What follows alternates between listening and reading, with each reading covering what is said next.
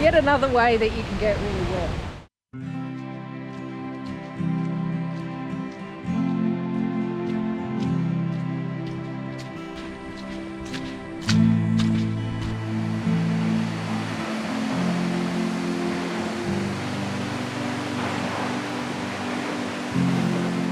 It's been a wet summer here on the Gold Coast, so I thought where better to come for my first outing of 2022 than the beautiful and impressive Purlingbrook Falls.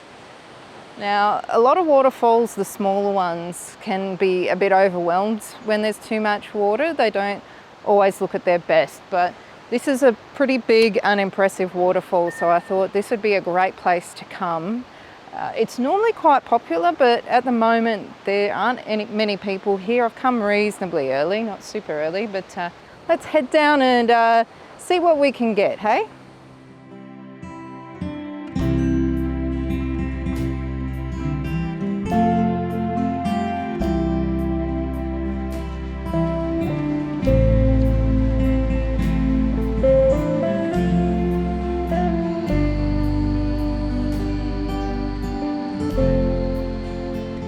Well, the first thing to notice on this walk is it is so green. Like, just everything looks turbo. It's amazing.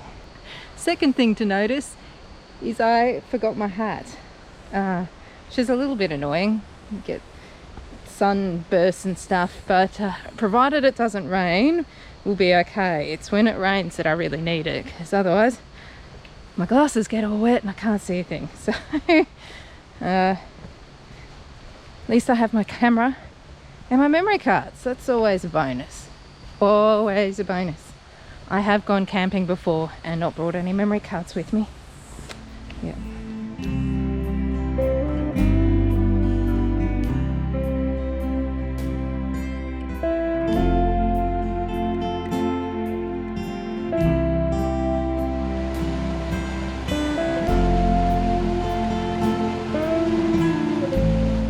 While we're on the way to Purlingbrook Falls, I thought I'd have a little talk about what my aim with photographing this waterfall is.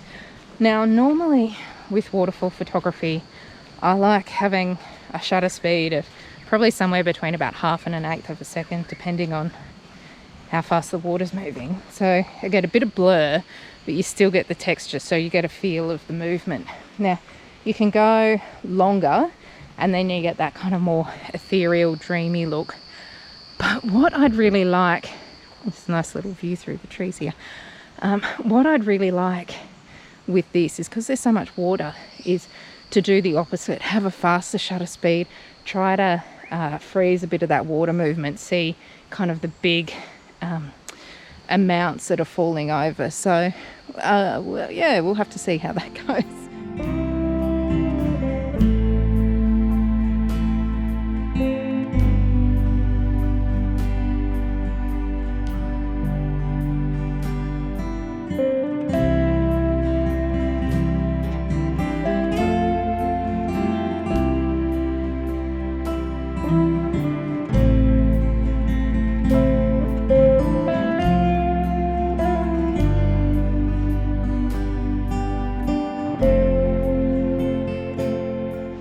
I stopped off at another little waterfall just on the way because I've never seen more than a trickle of water in that one, and I found the bottom of it quite pleasing. So I used, I think it was about 1/5 of a second shutter speed to slow the movement of the water down, because it wasn't a particularly big waterfall.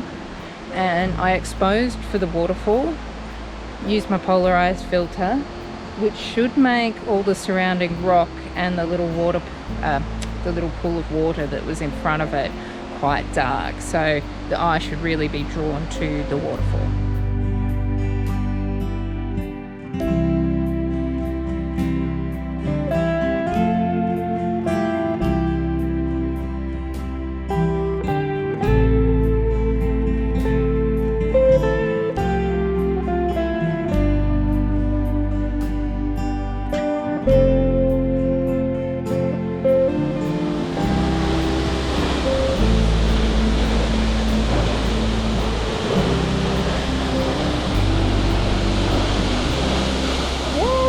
bit of water.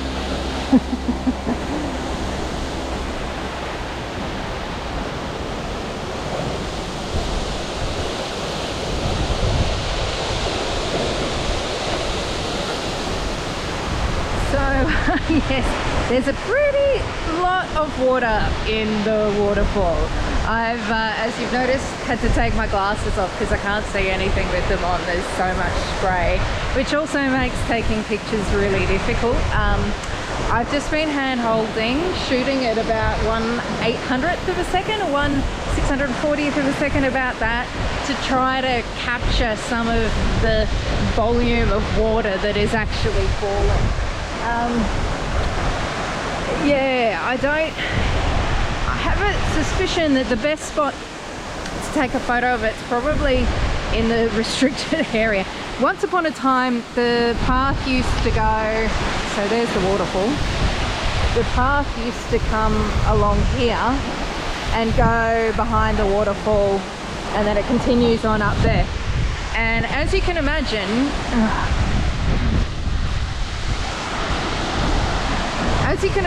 when there was water like this, it meant the path had to be shut and you could only get up and down the one way, which is a bit annoying because there's lots of stairs the way you come down, and when you go back up the other side it's a much easier walk. So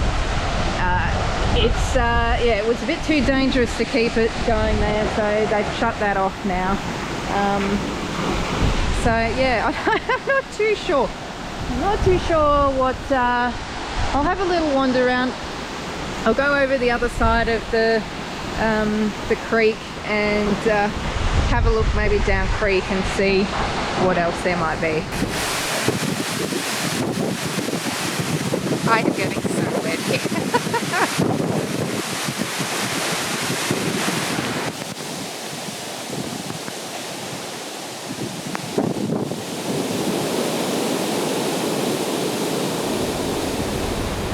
Well, I am thoroughly soaked. Look at me, head to toe. Absolutely sopping wet. I probably should have put my raincoat on, but oh well. I certainly didn't actually take my own advice and bring any dry clothes in the car. However, it's a fairly warm day, although it is humid, so stuff doesn't dry out quite as well when it's humid. But yeah, I'd say I'll probably dry out a fair bit by the time I get back to the car. So yet another way that you can get really wet. Yeah, look, I took some photos there. I didn't take my tripod out. It was basically impossible to keep the lens dry. I was wiping it off between every shot, but I'm not particularly confident in that I got anything worthwhile, but yeah, we'll see. I'll see if I can take any other photos on the track of the way back, and yeah, who knows.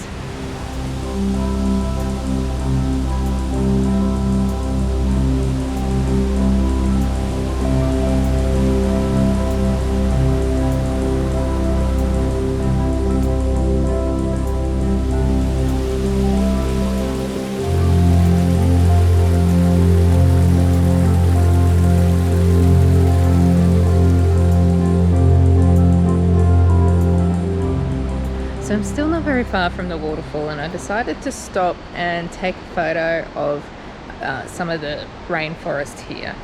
I'm using the 65:24 aspect ratio, so it's a very long panoramic one, and that I think works really well with the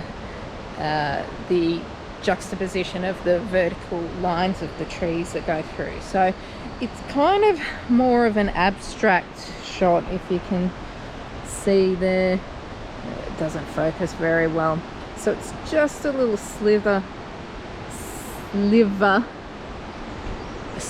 not a slither, snake slither, of the trees here.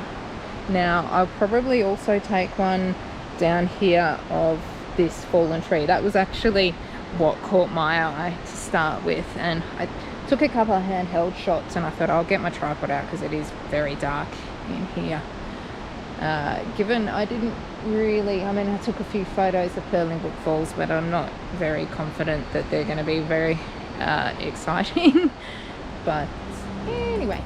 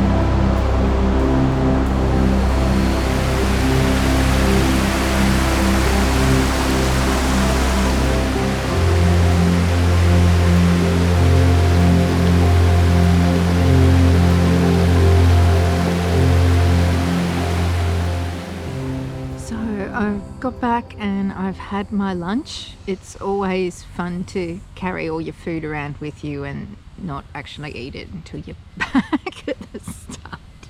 Anyway,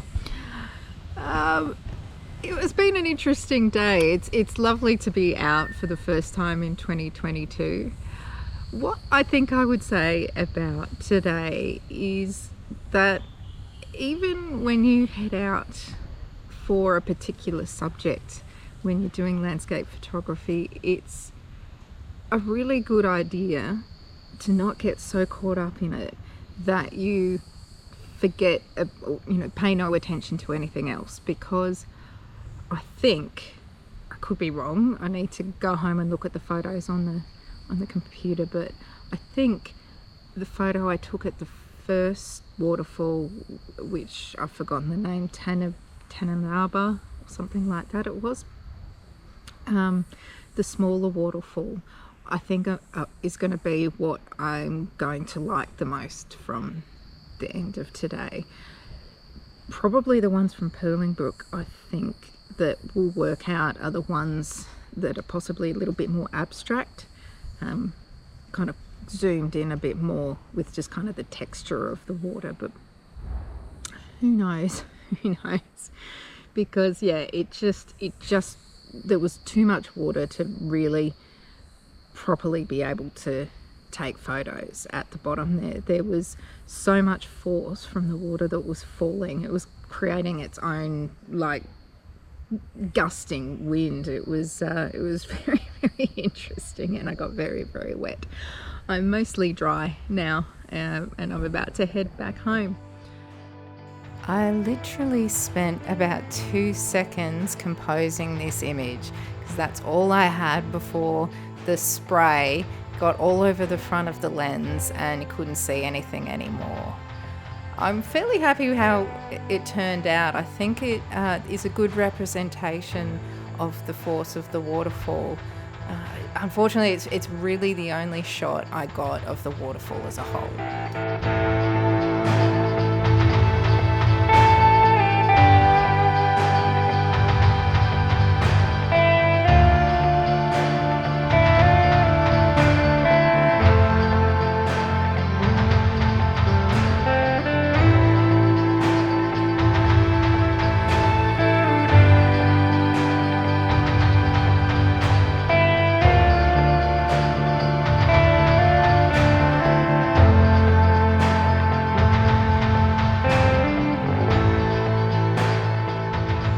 I don't normally do black and white landscapes, but this one I felt really worked much better because the colour was distracting. What I liked about this image is how the spray on the left goes around and forms these, what almost looks like kind of serpents or something in there. Now, other than that, I'm still a little bit unsure how I feel about it. But I quite like the contrast and the abstract nature of it.